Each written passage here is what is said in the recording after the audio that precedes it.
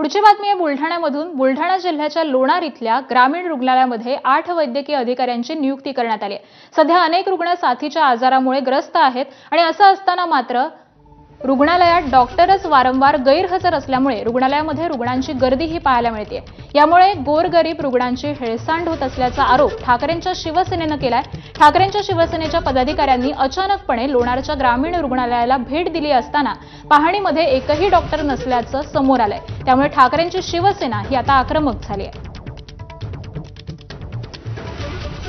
वैद्यकीय अधिकारी हे आठवड्यातून 1 किंवा 2 दिवस येतात, अकोल्याला राहतात, अकोल्याहून अपडाऊन करतात, आठवड्यातून 2 दिवस। मग हा कारभार चालतो कसा? कर्मचाऱ्यांनी त्यांनी बरोबर सांगून ठेवलेले, कुणी आलं तर असं विचारायचं, सर किती वेळ हे यायला पोहोचायला किती वेळ आहे? मग ते बरोबर समजून जातात।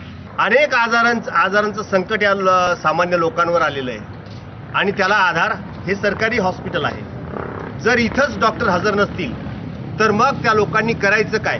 आणि एखादा पेशंट जर दगावला तर त्याची जबाबदारी कुणाची?